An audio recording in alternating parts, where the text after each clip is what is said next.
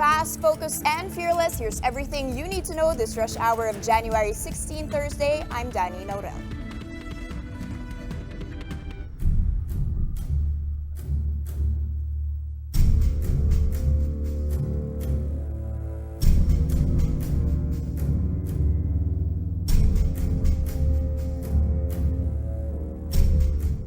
You're looking at live pictures of the Taal volcano seen from Tagaytay. Volc says the volcano's main crater lake has been drained after continuously spewing miles high of ash and steam.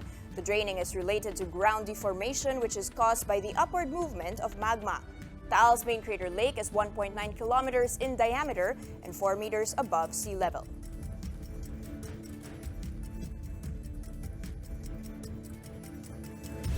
It's not just the main crater lake that is drying up, as parts of Pansipit River are also drained. But affected residents are making the most out of their situation while government and organizations push on with evacuation efforts. Romel Lopez with this story. These evacuees are all smiles as they fish in the part of Pansipit River in Lemery, Batangas. Why exactly? Well, the river has been providing them a good haul since the eruption of the Taal volcano. Mga 3 araw na po siguro. Simula nung pumutok na yung vulkan, yun, nagkaroon ng isda dito. Bakit kaya sa tingin mo, kuya? Nasira yung mga doon, yung mga fish cages doon. Whatever fish they catch gives them food on the table at the evacuation center.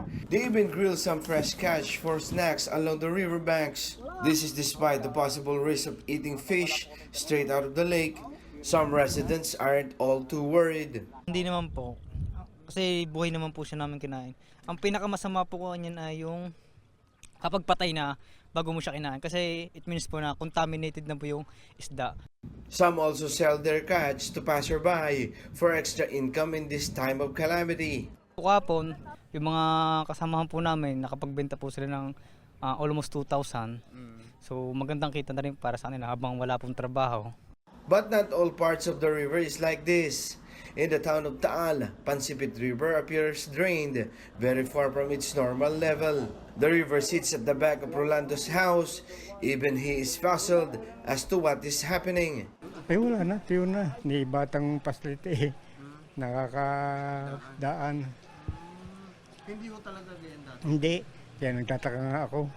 Volc explained the soil along Pansipit Riverside is already unstable. Dinagdag din namin yung Pansipit River kasi nga po malambot ito at merong mga fissuring na nakikita at ang fissuring ay delikado kung may bahay doon mismo sa tabing ilog. Rolando's home also sustained heavy damage, leaving him with no reason but to evacuate. Parang natatakot ako nung kung paano. Oo, dahil hindi ko naranasan itong ganitong pagkakataon. Hindi katulad nung una na pumutok. Meanwhile, the Philippine Red Cross are working double time in assisting residents in evacuating. Evacuees were ferried using their trucks. So far, at least 33,000 individuals have been evacuated in Batangas. For News 5, Romel Lopez. We are One News. Classes in some areas remain suspended today due to the ongoing eruption of the Taal volcano. Classes in all levels are still suspended in the entire province of Batangas and Cavite, while only some parts of Laguna canceled classes in all levels today. These include Bay, Binyan, Cabuyao, Calamba, Los Baños, San Pedro, and Santa Rosa. The low-pressure area near Surigao del Norte has dissolved overnight. Let's get more updates on today's weather with Pag-asa weather forecaster Chris Perez. Chris, good morning. Are there any changes in the wind direction that might affect where the ashfall is headed right now? Good morning, Danny. So far, our forecast for the wind direction in the next 24 hours is basically coming from the northeast. So that means that areas southwest of the Taal or the Batangas provinces are likely to experience some of the volcanic ash plumes going towards their places. So they have to keep on monitoring the updates both from the PBOX about these volcanic activities and as well as from Pag-asa regarding the weather and possibly prevailing wind over this area in the next 24 or up to the next 3 days. And that particular low pressure area that you have mentioned, yes, it has already it has been dissolved by the tail of the cold front. And as of today, we are not expecting any tropical cyclone and even the next 2 to 3 days to affect the country. Chris, are there other weather disturbances we should be watching out for right now? Well, at the moment we have the northeast monsoon. However, it will only bring some light rains over the northern eastern section of the country. And apart from some isolated thunderstorms, generally most parts of the country will experience fair weather conditions today. Chris, are there going to be possible thunderstorms though, at least in the Taal area? Yes, we're not ruling out the possibility because of the modified atmosphere over that particular area because of the ash plumes brought about by the volcanic eruption. There are chances of some isolated thunderstorms over the Taal area today and possibly in the next 2 to 3 days. Okay, so precautions there needed for possible thunderstorms still in the area. Thank you so much for that, Pag-asa weather forecaster Chris Perez. The towns of Agoncillo, Laurel, Lemery, and Talisay in Batangas are now all under lockdown due to the continued unrest of the Taal volcano. Now, over in Talisay, rescue efforts have been suspended as the area is proven to be dangerous for residents and rescuers alike. Laila Pangilinan reports. Long line of vehicles that are supposed to go inside Talisay have been stranded since noontime after the town was placed under lockdown. Kailangan po naming i-lockdown saglit. Ang pinapasok lang po namin sa loob ay Coast Guard, SWAT at saka mga bumbero po. Pasensya na po kayo. Talisay is one of the hardest hit towns by the continuous eruption of the Taal volcano. This creek, for instance, has gone completely dry. Animal welfare volunteers also rushed to this place to ride a boat going to Volcano Island, where a number of pets and farm animals were rescued. But rescue efforts in the Volcano Island have been put to a halt due to imminent danger. Even if Taal has been spewing lesser amount of ash, authorities say tremors continue to be a threat. But earlier, the Philippine Pet Birth Control Center managed to reach Volcano Island. Volunteers were shocked by the number of horses half buried in the thick pile of ash. Those that were found alive were treated immediately by the vets. 300 farm animals were carried by a bangka to Balete, where the grass is greener. In the town of Tanawan, meanwhile, a group of friends went to abandoned houses to rescue animals that were left behind by their owners. These animals are just scared as us, so nobody's fending for them, so we might as well help them. Due to continuous ashfall in the areas nearby the volcano, members of the Philippine Coast Guard are patrolling around to secure everyone's safety. Nagkanda kami ng civil patrol para malaman natin na wala na talagang tangkang pumunta yung mga bangka. Delikado na talaga yung area. At saka iniisip natin yung kalusugan ng ating kababayan. For News 5, Laila Pangilinan, we are One News. A deadly ring of gas, ash, and rocks. That's how PHIVOLCS described a base surge, an effect of the possible hazardous eruption of the Taal volcano. Patricia Mangunay will tell us more.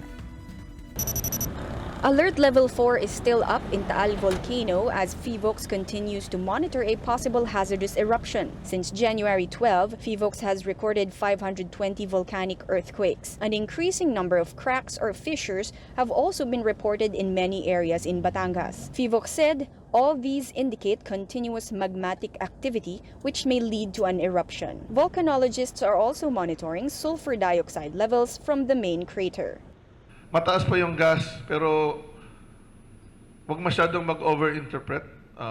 Just don't interpret. Kasi sir, nagpapanik yung iba.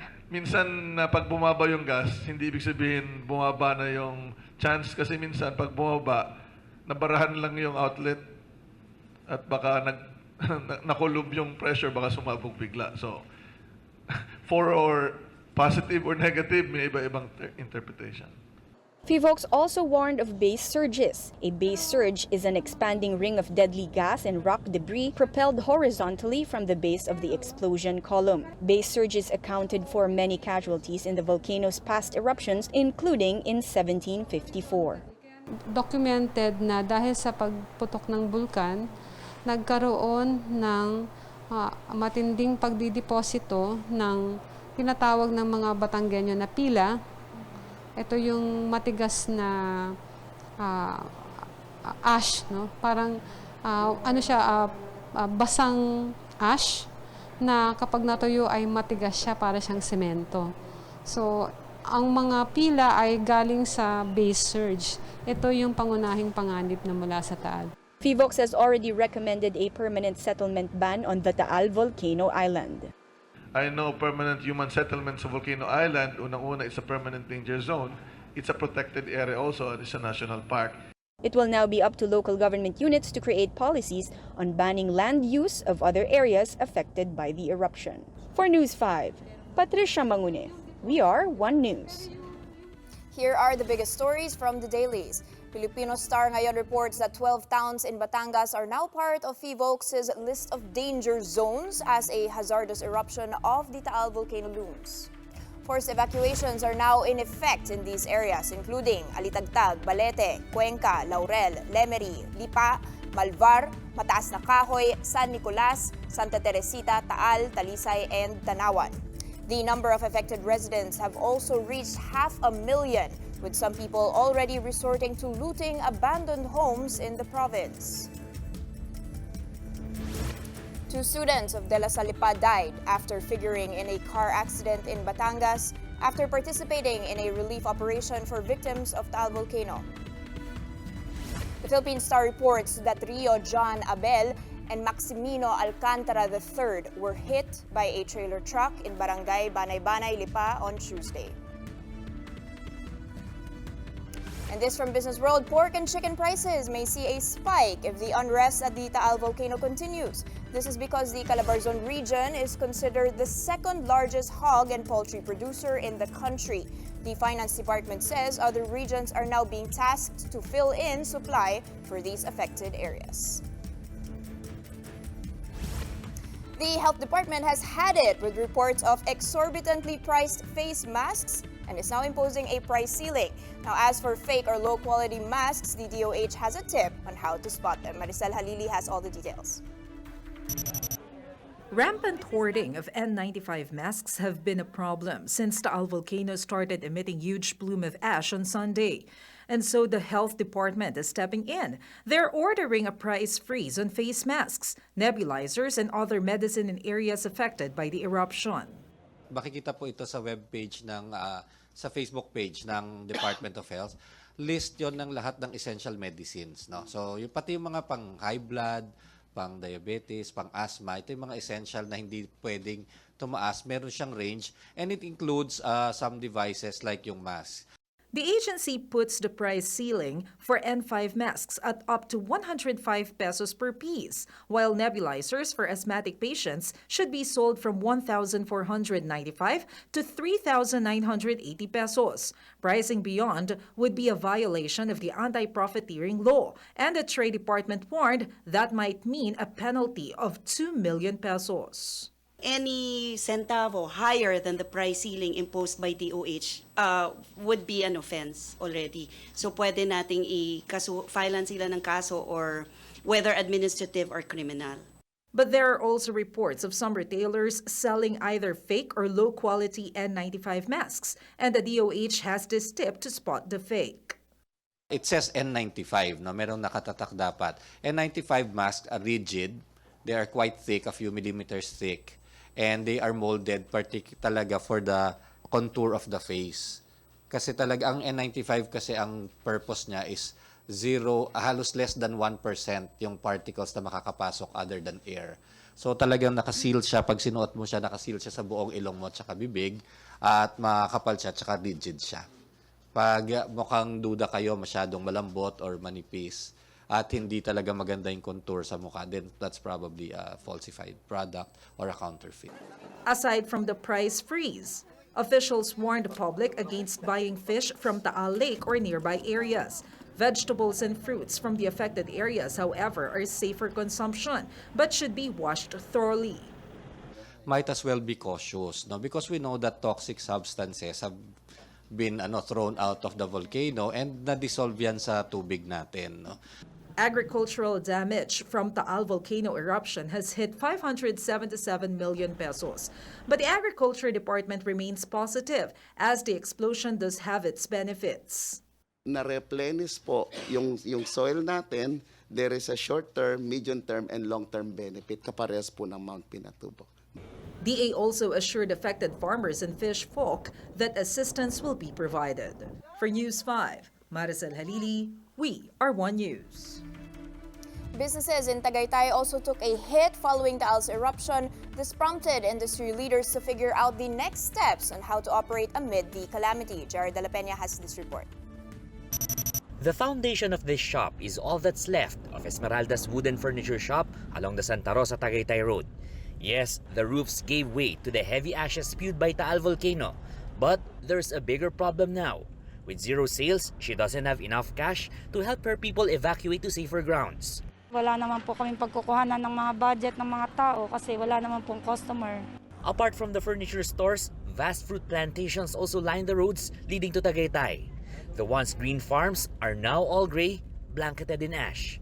Jack, who has been planting pineapples for almost 2 decades now, said his losses could reach to about 1 million pesos. Tanggapin na lang. Wala, alam naman tayong ano bang gagawin natin. Talagang gaya ng ibinigay sa atin. But while some pineapples can be salvaged by washing off the ash, there are no tourists to sell them to in what is supposedly a peak season in Tagaytay. Walang namimili. Takot ang tao umakyat ng Tagaytay. Most establishments are closed in Tagaytay's town proper.